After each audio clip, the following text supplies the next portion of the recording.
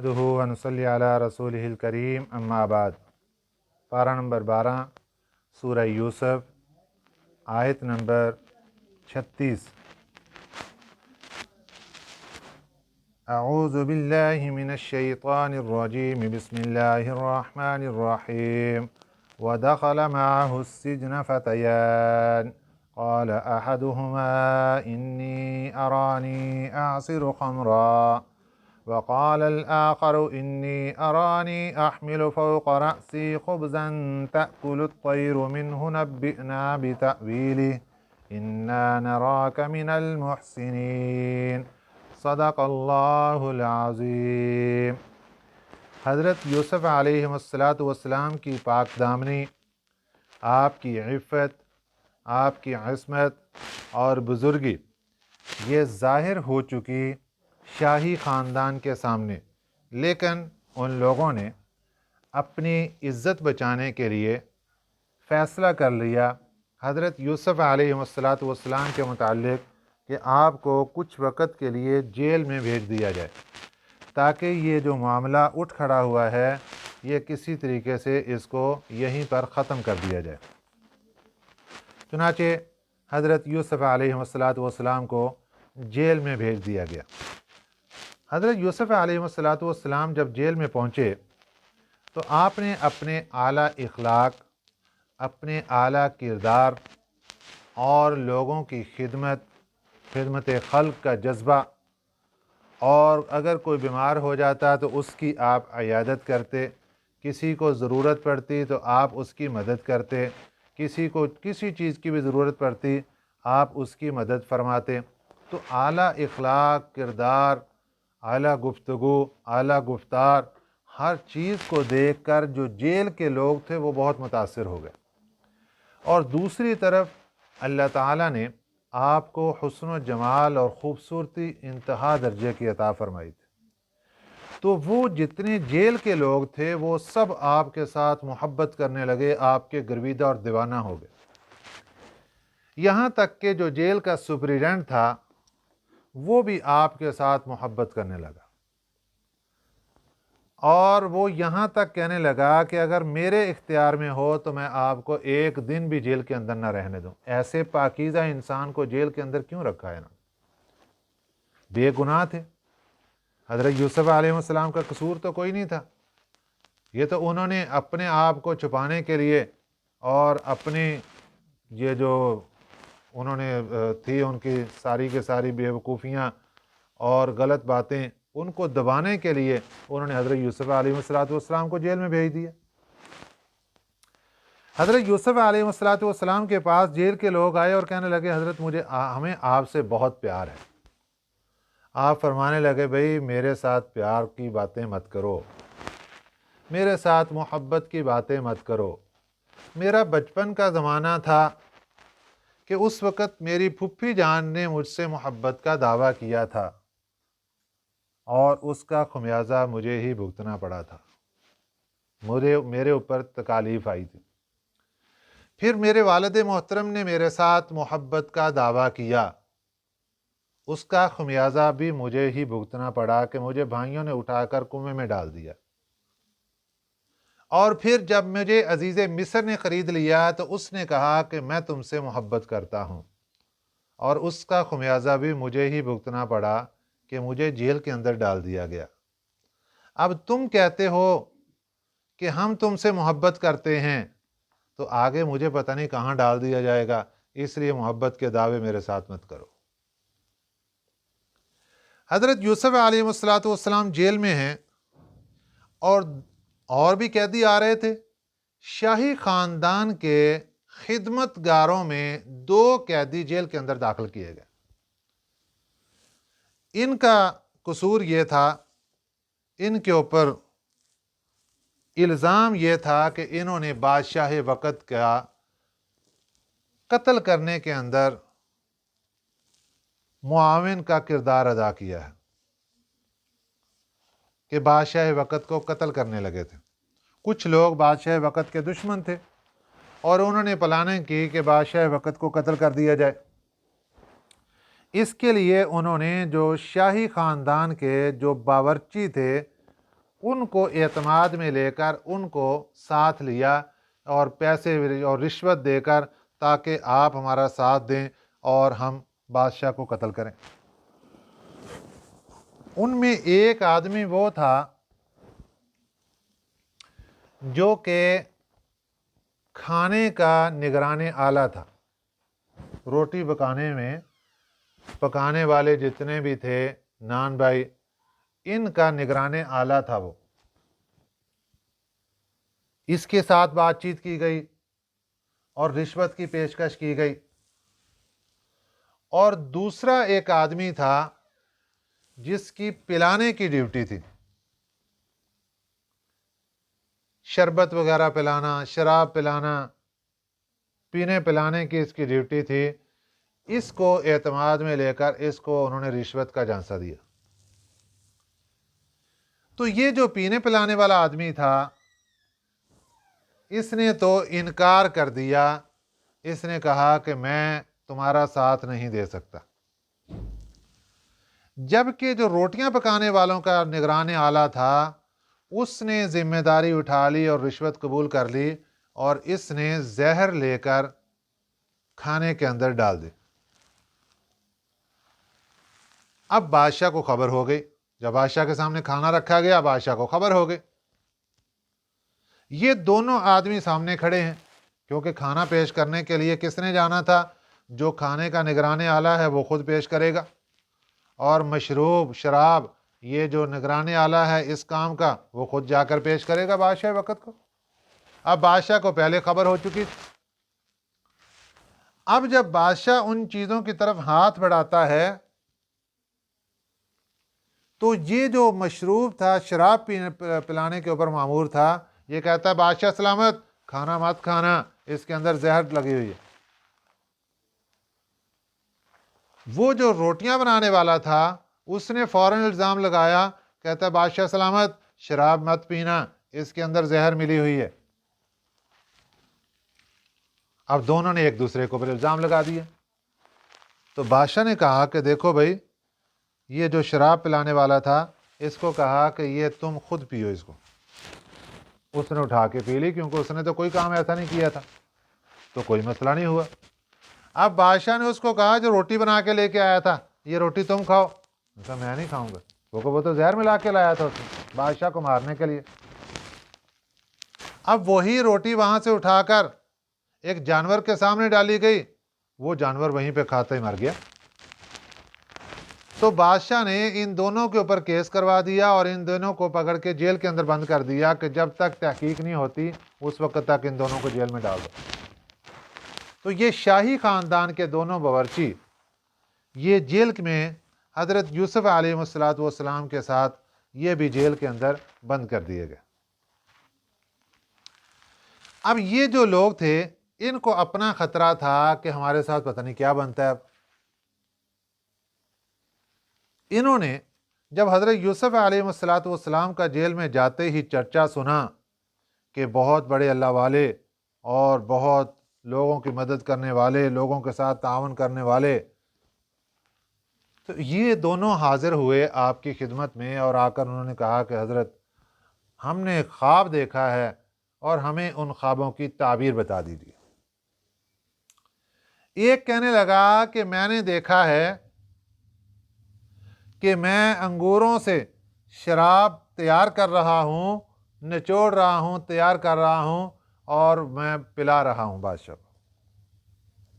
دوسرا کہنے لگا کہ میں نے دیکھا ہے کہ میں روٹیوں کا ٹوکرا اپنے سر پر اٹھائے ہوئے ہوں اور پرندے آ رہے ہیں اور وہاں سے روٹیاں نوچ نوچ کے لے کے جا رہے ہیں۔ حضرت یوسف علیہ السلام نے فرمایا کہ ٹھیک ہے جی، ہم آپ کو اس کی تعبیر بتلائیں گے۔ اس سے پہلے حضرت یوسف علیہ السلام نے تعبیر بتانے سے پہلے اپنی ایک معجزے کا اظہار ان کے سامنے کیا، تاکہ جو میں بعد میں بات کرنے والا ہوں اس کی طاقت اور قوت ان کے سامنے آئے کہ یہ معمولی بات نہیں کر رہا۔ معجزہ کیا تھا؟ آپ نے فرمایا کہ دیکھو، آپ کو پتہ ہے کہ جو کھانا تمہارے سامنے آتا ہے وہ کھانا آنے سے پہلے اس کی چند صفات میں آپ کو بتا دیتا ہوں پہلے، کہ وہ کھانا کون سی قسم کا ہوگا، کیسا ہوگا، کتنا ہوگا، کس وقت آئے گا۔ یہ ایسی صفات کھانے کی میں پہلے ہی تمہیں بتا دیتا ہوں، اور جیسے بتاتا ہوں پھر اس کے بعد جب وہ کھانا آتا ہے تو ایسی صفات ساری پوری ہو جاتی ہیں۔ انہوں نے کہا ہاں جی بالکل، یہ تو بات آپ کی ٹھیک ہے۔ تو یہ حضرت یوسف علیہ السلام معجزتاً بتاتے تھے، فرمایا کہ یہ مجھے سب کچھ میرا اللہ بتاتا ہے۔ اللہ تعالیٰ وحی کے ذریعے، چونکہ آپ نبی بن چکے تھے تو اللہ تعالیٰ وحی کے ذریعے آپ کو یہ ساری خبر عطا فرما دیتے تھے۔ تو آپ نے سب سے پہلے اپنے معجزے کا اظہار ان کے سامنے کیا تاکہ ان کو پتہ چل جائے کہ یہ جو بات بھی کرتے ہیں وہ سچی ثابت ہوتی ہے۔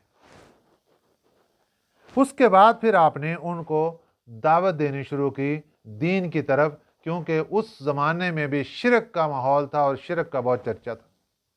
آپ نے فرمایا کہ دیکھو یہ جو شرک کرنے والے لوگ ہیں، اللہ کی ذات کے ساتھ شرک کرتے ہیں، یہ بہتر ہیں یا ایک اللہ کی ذات بہتر؟ کئی خدا بنا لینے بہتر ہیں یا ایک رب کو بنا لینا بہتر؟ اور پھر فرمایا کہ جن کی تم عبادت کرتے ہو اللہ کو چھوڑ کر، یہ صرف نام کے ہیں، کام کے نہیں ہیں، کوئی بھی ان میں کوئی بھی کام کا نہیں ہے۔ تمہارے آبا و اجداد جن کی پوجا کرتے رہے اور آج تک جو کچھ کرتے رہے، ان کی کسی کی بھی تمہارے پاس کوئی سند، کوئی دلیل، کچھ نہیں ہے۔ حکومت صرف اللہ کی ذات کی ہے، حکم صرف اللہ کی ذات کا چلتا ہے، ان میں سے کسی کے پاس کوئی اختیار نہیں۔ اور یہ دعوت و تبلیغ فرمانے کے بعد پھر آپ نے ان کو خواب کی تعبیر بتا دی۔ فرمایا دیکھو تم میں سے ایک آدمی وہ رہا ہو جائے گا اور وہ جا کر بادشاہ وقت کو دوبارہ شراب پلانا شروع کرے گا، ڈیوٹی پر دوبارہ چلا جائے گا۔ اور فرمایا کہ دوسرا بندہ اس کو پھانسی دے دی جائے گی، اور پھر پرندے آئیں گے اور اس کے سر کو نوچیں گے۔ آپ نے تعبیر دے دی۔ اب بعض مفسرین یہاں پر فرماتے ہیں کہ انہوں نے کہا کہ ہم نے تو خواب دیکھا ہی نہیں تھا، ہم نے تو ایسے ہی آپ سے بات کی تھی۔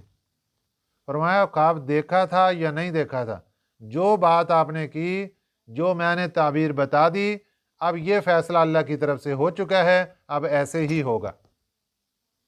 لیکن راجع یہی ہے کہ انہوں نے خواب دیکھا تھا اور اس کی تعبیر آپ نے ارشاد فرما دی، اور 3 دن کے بعد آپ کی تعبیر ارشاد فرمانے کے 3 دن کے بعد دونوں کو باہر نکالا گیا۔ اب جو روٹیاں بنانے والا تھا اس کے اوپر کیس ثابت ہو چکا تھا، کیونکہ اس کے واقعی جرم تھا، گناہ تھا، اس کا غلطی کی تھی، اس نے زہر ملائی تھی، اس کو پھانسی چڑھا دیا گیا اور دوسرے کو رہا کر دیا گیا۔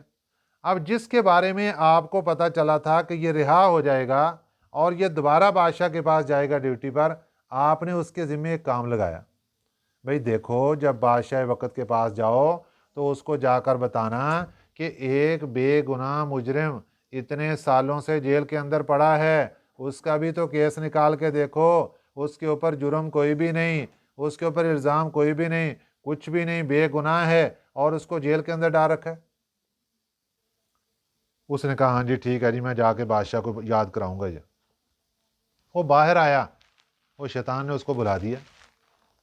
بعض مفسرین فرماتے ہیں کہ یہاں اللہ تعالیٰ کی ناراضگی ہوئی حضرت یوسف علیہ السلام پر کہ اس نے اس بندے کے ذمہ کیوں لگایا۔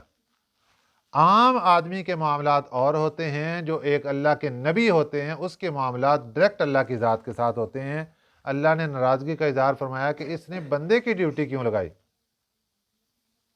اب اس کی وجہ سے اللہ تعالیٰ نے اس کو بلا دیا، اور بلانے کے بعد پھر آپ کتنے عرصے تک پھر جیل کے اندر ہی رہے۔ پھر آگے ایک بہت بڑا واقعہ پیش آیا جس کی وجہ سے پھر آپ کو جیل کے اندر سے نکال کے پھر بادشاہ کے سامنے پیش کیا گیا۔ اس کا تذکرہ تو اگلے سبق کے اندر انشاءاللہ آئے گا۔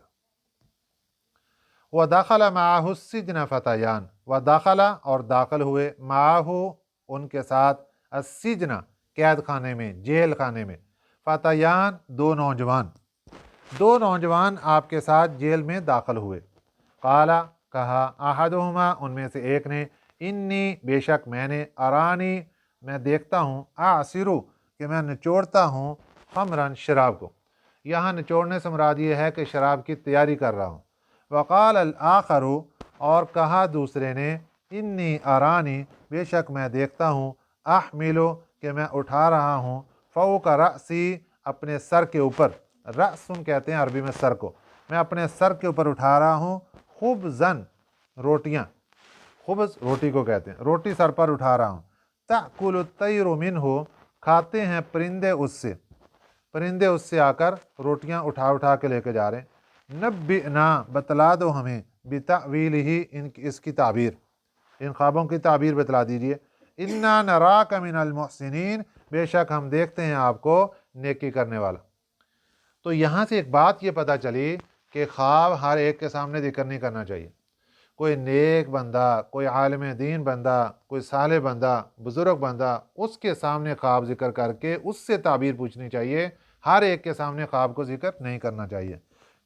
क़ाल ला यअतीकुमा फरमाया हज़रत यूसुफ़ अलैहिस्सलाम ने, नहीं आने पाएगा तुम्हारे पास ताआमुन खाना, तुरज़क़ानिही जो तुमको मिलता है, इल्ला नब्बअतुकुमा मगर ये कि मैं बता दूंगा तुम्हें, बताता हूँ तुम्हें, बितावीलिही उसकी हकीकत, क़ब्ल अन यअतियकुमा पहले ये कि आए तुम्हारे पास।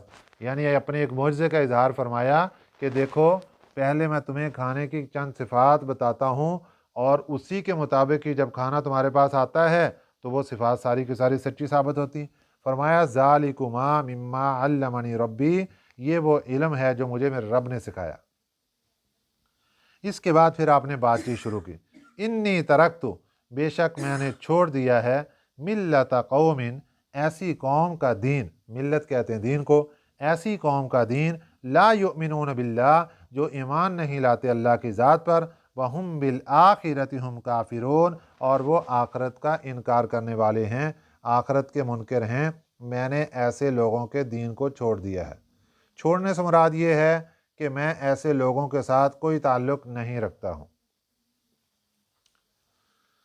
वत्तबअतु और मैंने इत्तिबा की है, मिल्लत आबाई अपने बाप के दीन की, बाप दादा के दीन की। बाप दादा से मुराद हज़रत इब्राहीम अलैहिस्सलाम, हज़रत इसहाक और हज़रत याकूब अलैहिस्सलाम की। मा कान लना ये कि नहीं है हम, अन नुश्रिक बिल्लाहि मिन शै कि ना हम शरीक करें अल्लाह की ज़ात के साथ किसी को।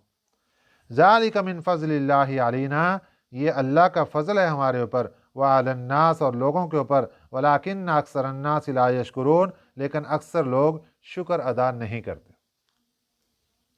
यहाँ पर एक सवाल पैदा होता है कि पिछले असबाक में हमने पढ़ा कि मुशरिकीन जितने भी थे वो अपने आबाओ अजदाद के दीन की दावत देते थे और उसी पर कायम दायम थे, और उनकी तरदीद फरमाई गई कि आबाओ अजदाद के दीन को नहीं इख्तियार करना चाहिए। और यहाँ पर हज़रत यूसुफ़ अलैहिस्सलाम फरमा रहे हैं कि मैंने अपने आबाओ अजदाद के दीन को इख्तियार कर लिया।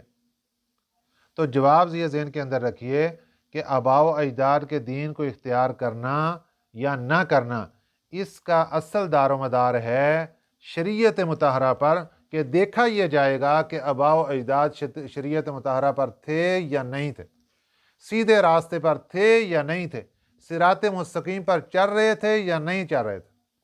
अगर आबाओ अजदाद सिराते मुस्तकीम पर चल रहे थे, शरीयत मुतहरा पर थे, तो उस वक़्त हज़रत यूसुफ़ अलैहिस्सलाम ने भी अपने आबाओ अजदाद के रास्ते को इख्तियार किया, और आज के ज़माने में भी हमें यही हुक्म है कि अगर आबाओ अजदाद शरीयत मुतहरा के मुताबिक सिराते मुस्तकीम पर चल रहे हैं, कुरान और हदीस के मुताबिक ज़िंदगी गुजार रहे हैं, तो ठीक है, आबाओ अजदाद का तरीका इख्तियार करो और उनके रास्ते पर चलो।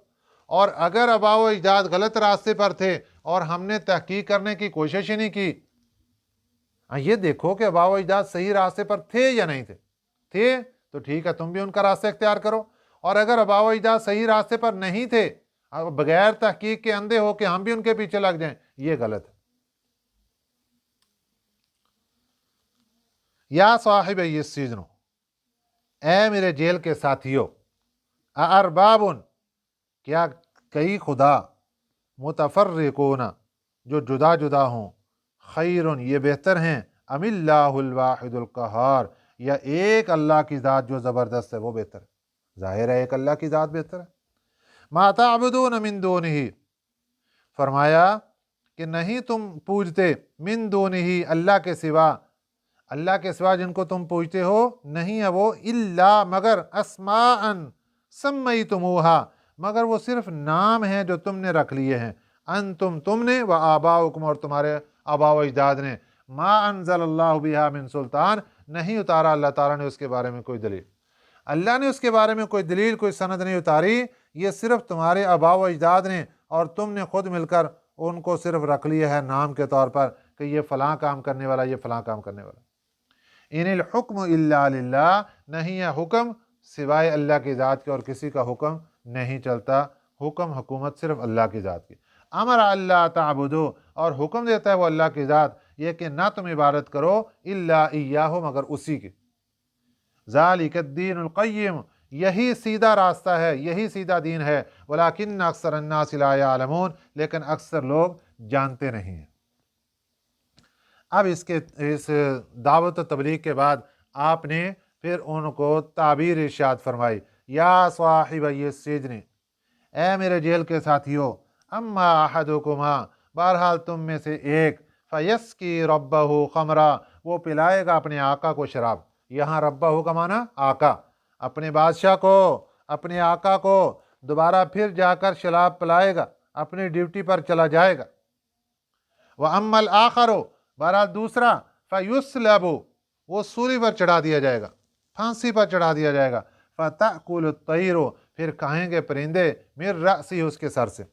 اس زمانے میں قانون یہ تھا کہ جس کو پھانسی پر چڑھا دیا جاتا اس کو عبرت کے طور پر کچھ دنوں کے لیے کھلا عوام الناس کے سامنے اس کو چھوڑ دیا جاتا تاکہ لوگ اس سے عبرت حاصل کریں۔ تو جب اس کو کھلا چھوڑ دیا جاتا تو پرندے آ کر اس کو نوچتے تھے اور گوشت اس کا کھا جاتے تھے۔ تو یہی تعبیر آپ نے ارشاد فرمائی کہ جب اس کو پھانسی پر چڑھا دیا جائے گا پھر پرندے آ کر اس کو نوچیں گے۔ آپ کو تو پتہ چل گیا کہ یہ اس کو پھانسی ہونی ہے اور اس نے رہا ہونا ہے، لیکن آپ نے نام لے کر نہیں بتایا کہ اس کو پھانسی ہوگی اور یہ رہا ہوگا، آپ نے مطلقاً فرما دیا کہ تم میں سے ایک کو رہائی مل جائے گی اور دوبارہ ڈیوٹی پر جائے گا اور دوسرے کو پھانسی پر چڑھا دیا جائے گا۔ قضی الامر فیصلہ ہو چکا کام کا، الذی فیہ تستفتیان اس کام کا جس کے بارے میں تم تحقیق چاہتے تھے، پوچھنا چاہتے تھے، تستفتیان تحقیق چاہنا، پوچھنا چاہنا، جس کے بارے میں تم پوچھ رہے تھے یہ اس کے بارے میں یہ فیصلہ جو میں نے سنا دیا یہ ہو چکا، اللہ نے مجھے بتا دیا۔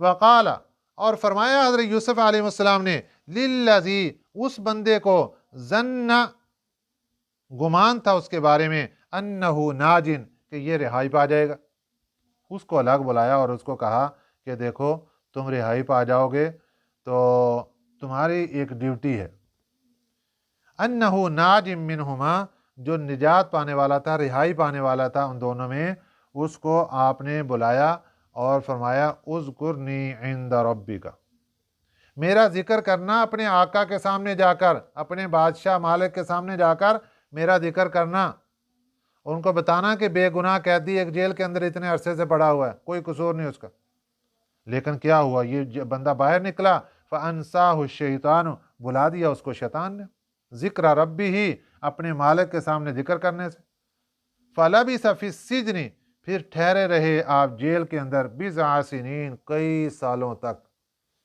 آپ جیل کے اندر رہے، اور اس کے بعد پھر آپ کی کیسے رہائی ہوئی، وہ ایک جو بادشاہ وقت تھا اس کو عجیب و غریب قسم کا خواب آیا اور اس خواب کی تعبیر پوچھنے کے لیے پھر جیل کے اندر بندہ گیا، یہی والا جس کی ڈیوٹی لگائی تھی، یہ جیل کے اندر گیا، پھر وہ جو خواب تھا وہ وجہ بنی آپ کی رہائی کی، اور پھر آپ کی کیسے رہائی ہوئی اور کیا معاملات ہوئے یہ اگلے سبق کے اندر بات آئے گی۔ اللہم صلی علی محمد وعلی آل محمد کما صلیت علی ابراہیم وعلی آل ابراہیم انک